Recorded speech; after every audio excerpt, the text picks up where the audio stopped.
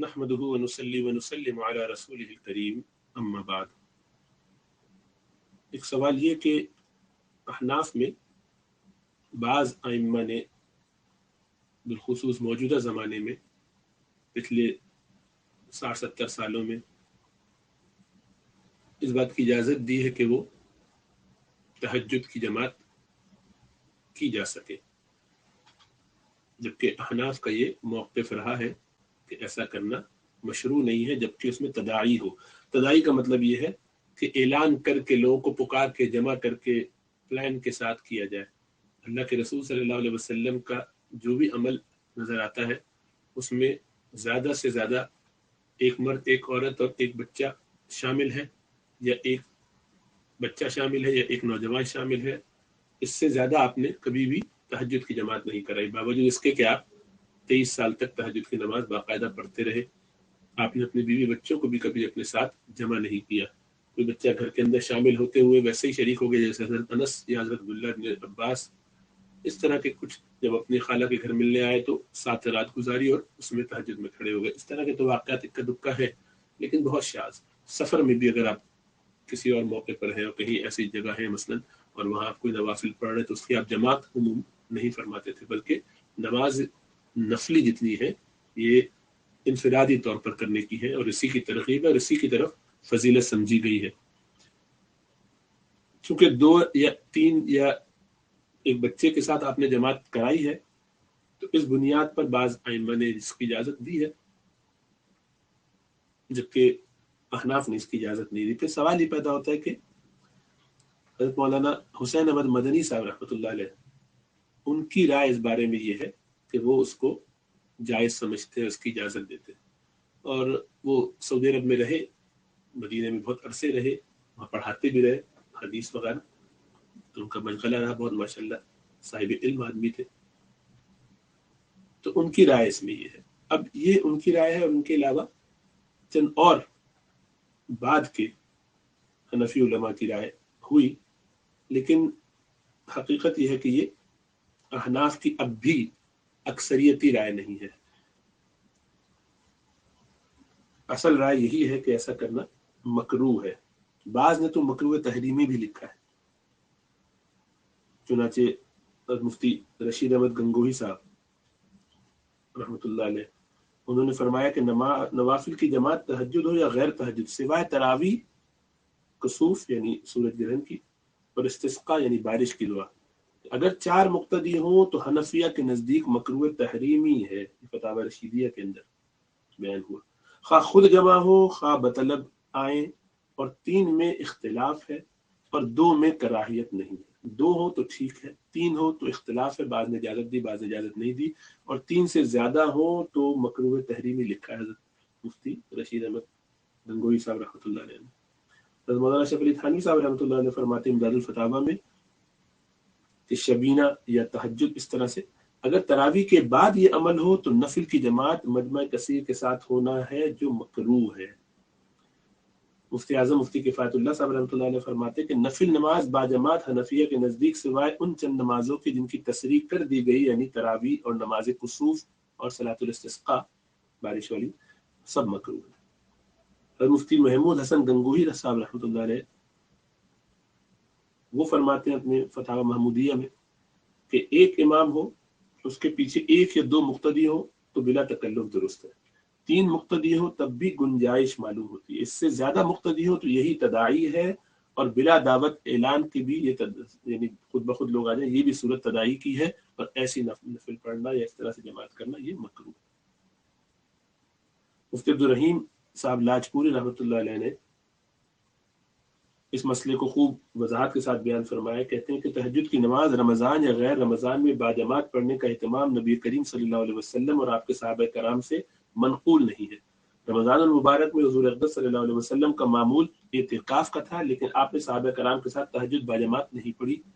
یہ کہیں ثابت نہیں ہے۔ اس لیے فقہاء کرام لکھتے ہیں کہ تہجد وغیرہ نفل نماز باجماعت پڑھنا مکروہ ہے، بلا تداعی 1-2 مقتدیوں کے ساتھ تو مکروہ نہیں ہے، اس لیے کہ یہ حدیث سے ثابت ہے، اس سے زیادہ کا ثبوت وارد نہیں ہے، لہذا فقہاء لکھتے ہیں کہ امام کے ساتھ 3 مقتدی ہوئے تو اس میں اختلاف ہے، اور 4 یا اس سے زیادہ ہوں تو بالاجماع یہ نفل نماز बाजमात पढ़ना मकरूह होगी अहनाफ की उलमा के नज़दीक, ये इजमा अहनाफ के दरमियान। और अल्लामा अनवर शाह कश्मीरी साहब रहमतुल्लाह अलैह जो कि बड़े इमाम हैं, उनके एक शागिर्द हैं सैयद अहमद रज़ा बिजनौरी रहमतुल्लाह अलैह, ये फरमाते हैं कि फुक़हा ने लिखा है कि नफिल की जमात मकरूह है बजुज़ रमज़ान के, और उससे मुराद तरावी है।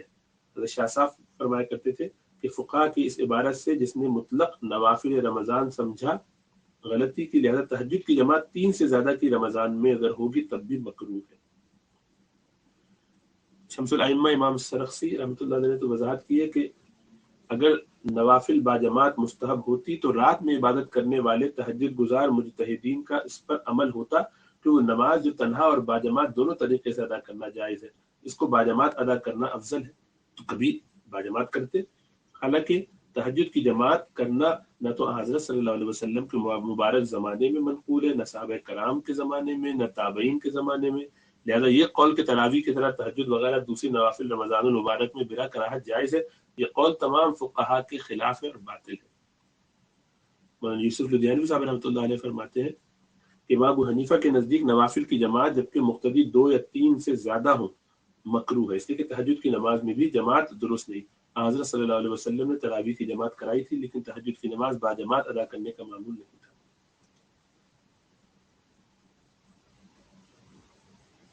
बहरहाल मौलाना रिज़ाउल हक साहब जो जनूबी अफ्रीका के बड़े आलिम हैं अल्हम्दुलिल्लाह, वो फरमाते हैं, उनसे जब सवाल हुआ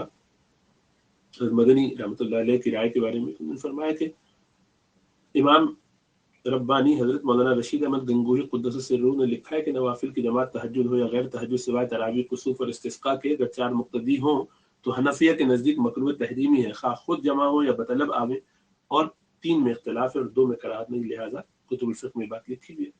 इसलिए अल्लामा शामी ने भी तदाई ममनुआ का मेयार तादाद को बताया है।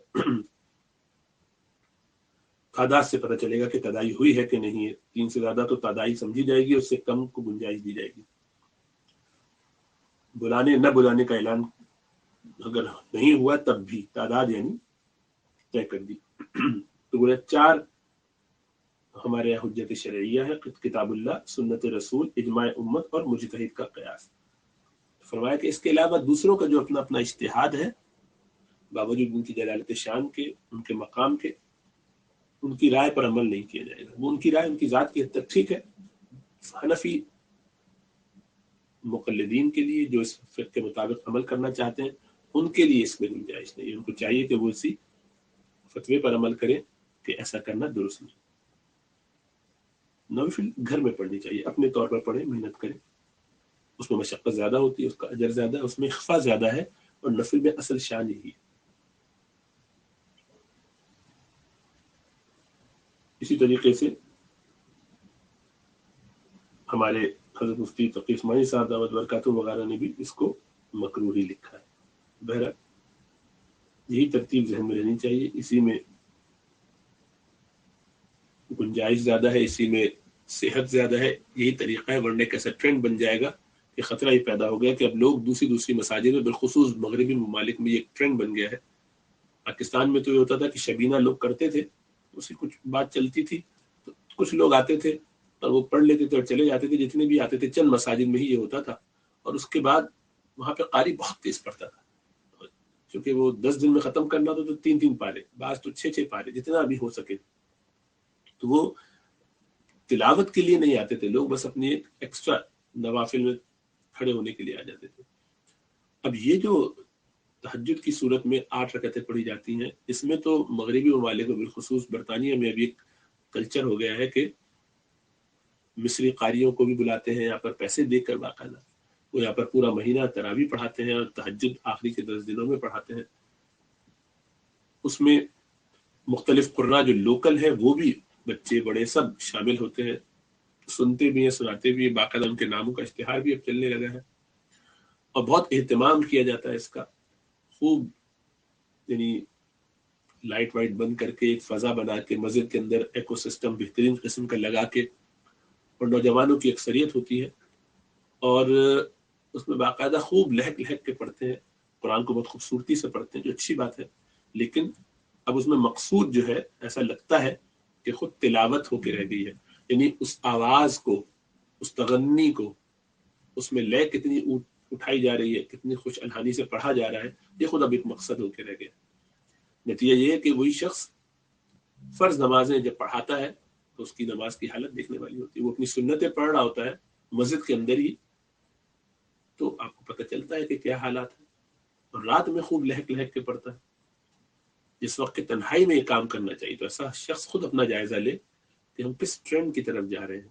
یہ بھی نعوذ باللہ زبان کا اور کان کا ایک ذوق اور ذائقہ ہو کے رہ گیا ہے کہ وہ اب خواہش یہ کہتی ہے، دل یہ چاہتا ہے کہ ہم ایسی تلاوت سنیں، ایسا مزہ آئے اور ایسا لطف آئے۔ کوئی اب یہ دین تو اس میں اہم نہیں رہا، اللہ اور اس کے رسول صلی اللہ علیہ وسلم کی رضا تو مقصود نہیں رہی، ورنہ تو کہیں پر بھی قاری اچھے طریقے سے تلاوت کر رہا ہوتا وہ ہمارے لیے کافی ہوتی۔ اب اس کی لے پر اور اس کے سروں پر اور اس کی تان پر اور اس کی کتنی لمبی سانس ہے اور کتنا وہ اتار چڑھاؤ کرتا ہے، کتنے مختلف انداز میں وہ قرات کر لیتا ہے، اور کون کون سی سبا قرات میں سے اس نے سیکھی ہوئی ہے، اب وہ ایک خود ذوق اور شوق بن گیا۔ اس کے لیے دور دور سے مساجد میں لوگ آتے ہیں سفر کر کے، اپنی لوکل مساجد کو چھوڑ کر، کہ جن کے اس کی گنجائش ہے وہ بھی اپنی لوکل مساجد کو چھوڑ کر دور کی مساجد میں آتے ہیں۔ تو ظاہر بات ہے یہ ساری چیزیں ایسی ہیں کہ جو ایک خطرناک ٹرینڈ ہے، الٹیمیٹلی یہ نعوذ باللہ اس کا کنسرٹ ہونے لگے گا، جس طرح آہستہ آہستہ کرسچینٹی میں، جوڈائزم میں ہونے لگا ہے کہ باقاعدہ کورس میں لوگ اس طرح پڑھتے ہیں اور لوگ اس پہ جھومتے ہیں، اور پورا ایک ٹرین کیا جاتا ہے لوگوں کو آوازوں کے اوپر ان کے اتار چڑھاؤ کے حساب سے۔ تو جس طرح ہماری مساجد میں کرسیاں آنا شروع ہو گئی ہے جیسے کہ چرچز میں ہوتی ہے، اسی طریقے سے اب یہ ایک سلسلہ شروع ہو گیا ہے، باقاعدہ روسٹرم رکھے ہوتے ہیں اور باقاعدہ ویڈیو بنائی جاتی ہے لیکچرز کی، اور اسپیکر جو ہے وہ بہت اپنا ایک اہتمام کر کے آتے ہیں، جو ائمہ ہے وہ خوب تیار ہو کر آتے ہیں مختلف جبے اور قبوں کے ساتھ، اور اماموں کے ساتھ